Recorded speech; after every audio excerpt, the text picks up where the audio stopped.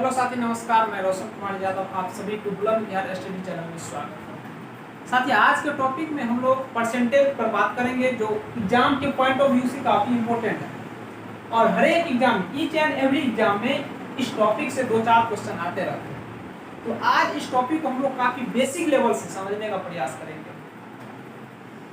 चलिए, तो हम लोग देखते हैं, ये परसेंटेज है। इस परसेंटेज को हिंदी में क्या बोलते हैं? प्रतिशत बोलते हैं। प्रतिशत बोलते हैं, प्रतिशत प्रतिशत बोलते हैं। अब यहाँ देखिए, जब इसको हम लोग खंडन करेंगे, ये प्रति और शत शब्द से मिलकर के बना हुआ है। तो प्रति का मतलब क्या होता है? 1 होता है, और शत का मतलब क्या होता है? 100 होता है। तो इस प्रतिशत का जो अर्थ निकलता है ना, प्रत्येक 100 में 1 को ही हम लोग प्रतिशत से रिप्रेजेंट करते हैं। इस प्रतिशत का साइन क्या होता है? सैंपल होता है ये प्रतिशत। तो प्रतिशत का मतलब आप लोग को समझ में आ गया हो कि प्रतिशत का मतलब क्या होता है? 1/100 होता है। प्रतिशत का मतलब क्या होता है? 1/100 होता है। अब जैसे 1% बराबर कितना हो गया आपका? 1/100 हो गया। अब यहाँ देखिए, अगर हम बात करते हैं क्रॉस मल्टीप्लाई करेंगे 100%, तो 100% बराबर क्या हो गया? 1 हो गया। 100% बराबर क्या आया? डाइवर्ट करके यहाँ पर 1। अगर हम 1% का बात करते तो 1 क्या होता है? 100 हो जाता है। ठीक है ना? और 1 का बात अगर हम बोलेंगे 1 का मतलब कितना प्रतिशत होता है? तो 100% होता है। इस तरह से हम लोग इस कंसेप्ट को समझ लिए हैं। अब यहाँ हम प्रत्येक फ्रैक्शन टर्म को, जैसे कि अब यहाँ देखिए, अगर 200% आपको मिल गया है, तो 200% का मतलब क्या होगा? 200% का मतलब 2 होगा। इसी चीज को हम इस तरह से भी लिख सकते हैं, जब 1 का मतलब 100% होता है, तो 2 का मतलब कितना होगा? 200% होगा। इसी चीज को हम इस तरह से भी लिख सकते हैं, अगर 1 का मतलब 100% होता है तो 1/2, यानी 1/2 का मतलब कितना होगा? तो 1/2 का मतलब, अगर इसमें हम 2 से डिवाइड किए हैं, तो इस 100 में भी कितना से डिवाइड करेंगे? 2 से डिवाइड करेंगे, और ये कितना हो जाता है? 50%। 1/2 का मतलब कितना परसेंट हो गया? 50% हो गया। ये 1/2 जो है ना, ये 1/2 को हम लोग फ्रैक्शन बोलते हैं, फ्रैक्शन। और हिंदी में इसी चीज को हम लोग भीग बोलते हैं। क्या बोलते हैं? भीग बोलते हैं, भीग। और ये आपका क्या हो गया? परसेंटेज टर्म हो गया, प्रतिशत पर।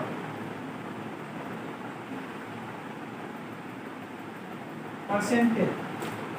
तो फ्रैक्शन से परसेंटेज में जाने के लिए एक नया रूल आ गया है, और इसी रूल के माध्यम से हम लोग सभी फ्रैक्शन टर्म को परसेंटेज में कन्वर्ट करेंगे।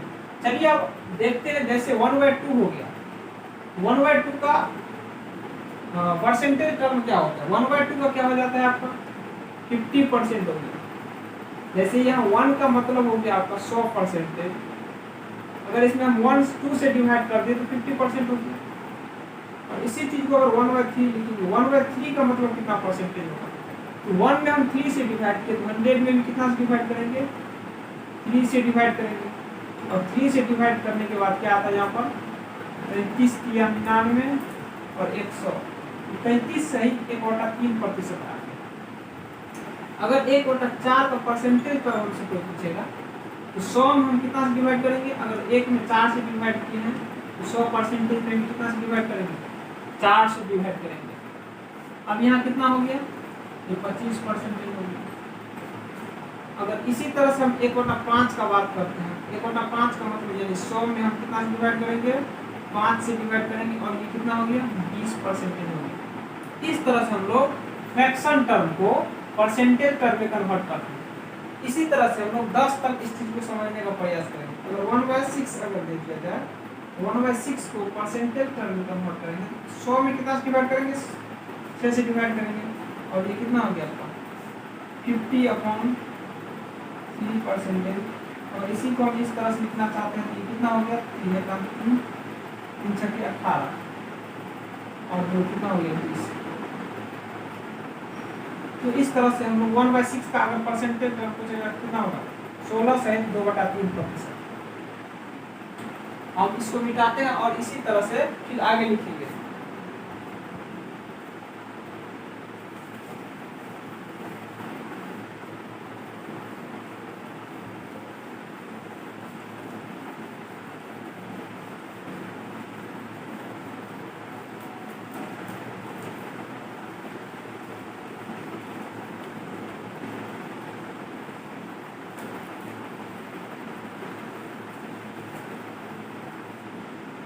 जैसे हमको मिल गया यहाँ पर 1/7, अब फ्रैक्शन टर्म क्या हो, 1 का मतलब तो 100% होता है, तो 1/7 का मतलब कितना, यानी 100 का कितना होता है 7% हो जाएगा।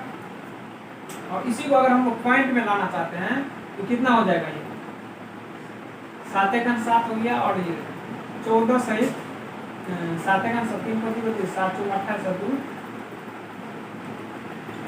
ये हो गया आपका क्या बोलते हैं परसेंटेज टर्म हो गया। और इसी को अगर दशमलव में हम लिखेंगे तो कितना हो जाएगा 14 प्लस, आप इसको जब भी कोई मिक्सड फॉर्म में रहता है, जैसे कि यहाँ पर दे दिया है कि a plus a into C by D लिखा हुआ है ना, इस मिक्सड फॉर्म को हम लोग इस तरह से अलग कर सकते हैं a plus C by D.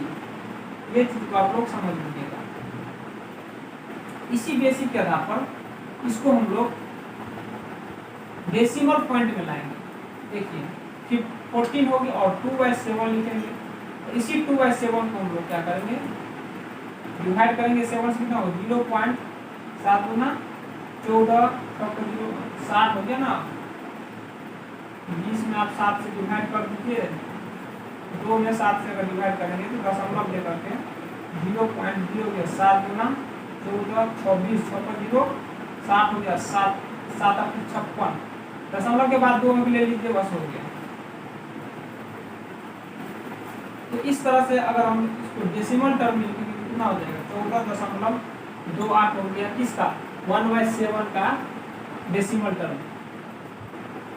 अगर हमको मिल जाए 1/8 मिल जाएगा, कितना मिल जाएगा 1/8 का डेसिमल टर्म अगर हम लिखेंगे इसको इस तरह से लिख सकते हैं 1/2 गुना 4 लिख सकते हैं। और हम लोग को मालूम है कि 1/4 का मतलब कितना परसेंटेज होता है 25% होता है, कितना होता है 25%। सिंपल टर्म में समझ लीजिए, सिंपल टर्म में अगर समझेंगे तो अगर 1 में 8 से डिवाइड किए तो 100 में कितना से डिवाइड करेंगे 8 से डिवाइड करेंगे, और ये कट गया 4 से कट गया तो 25 चौबीस हो गया, और 4 गुना 8 यानी 25 कितना हो गया 2 हो गया, काट दीजिए 2 का 2 2 गुना 4, 1 बच गया तो 1/2, ये आपको हो गया 12.5%। 1/8 यानी 1/8 का परसेंटेज टर्म कितना हो गया 12 से 1/2%। अगर इसी को हम लोग दशमलव में लिखने का प्रयास करेंगे तो 12 से कितना हो जाएगा 5 हो जाएगा, 12.5 हो जाएगा।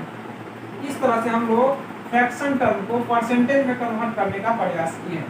ये छोटे छोटे टर्म थे और इसी छोटे छोटे टर्म से बड़े बड़े टर्म को डाइवर्ट किया जाता है।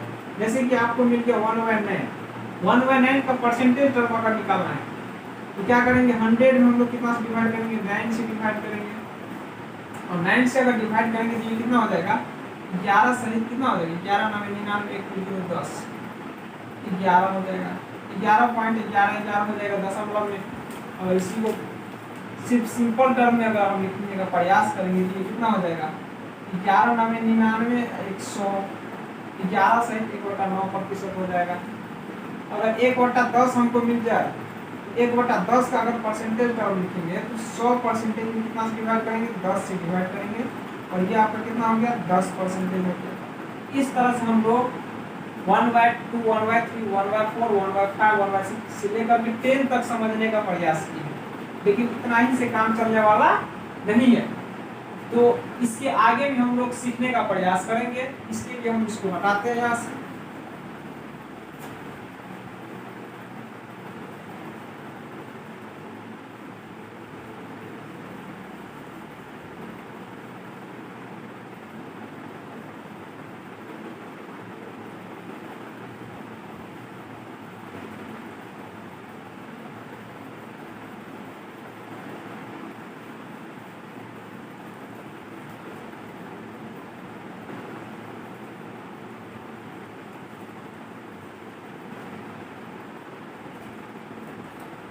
वन बाय 10 तक हो गया है।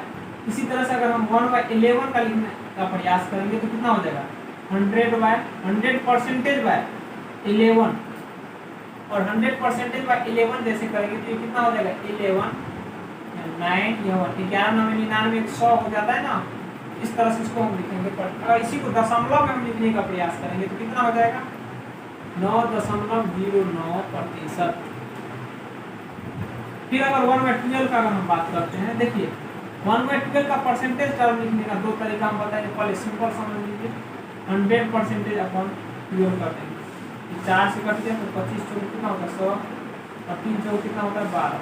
यहाँ प्रतिशत लिखेंगे और इसी को अगर दशमलव में हम कन्वर्ट करने का प्रयास करेंगे, पहले मिक्सड फ्रैक्शन में लिख लेते हैं 8 3 24 1 25 और दशमलव में लिखेंगे तो कैसे लिखेंगे 8 प्लस 1/3 है ना 1/3%, 8 प्लस 1/3 को क्या लिखेंगे 0.33%। तो ये हो गया आपका कितना 8 सहित 33% हो गया। 1/12 को हम लोग ये भी लिख सकते हैं 8×1/3% या 8.33%। अब यहाँ देखिए इसी को हम लोग इस तरह से भी लिख सकते हैं कि अगर 1/12 दिया हुआ है ना 1/4 और मल्टीप्लाई हम 3 लिख सकते हैं, मल्टीप्लाई हम 3 लिख सकते हैं। हमको मालूम है कि 1/4 का कितना परसेंटेज होता है 25% होता है, तो 25% होता है और नीचे में 3 सीधा लिख लीजिए आप। इस तरह से भी आप बना सकते हैं 8 से 1/3% हो गया। लेकिन ये छोटा टर्म है, इतना डाइवर्ट करने का कोई जरूरत नहीं है, आप इन चीज को याद रखने का प्रयास करेंगे। अब देखिए जैसे कि लिखा हुआ है 1/14 लिखा हुआ है, 1/14 का परसेंटेज टर्म अगर लिखना है तो 100 में हम लोग कितना डिवाइड करेंगे 100 में डिवाइड करेंगे 14 से डिवाइड करेंगे। अब यहाँ हम इसको कट कर लेते हैं, ये 50 हो गया और ये आपका 7 हो गया। अगर डिवाइड करेंगे तो कितना हो जाएगा, ये हो गया आपका कितना 7 7 49 होता है, 150 हो गया। 7 से 1/7% हो गया, 1/14 का परसेंटेज टर्म कितना हो गया 7 से 1/7% हो गया। अगर हम बात करेंगे 1/4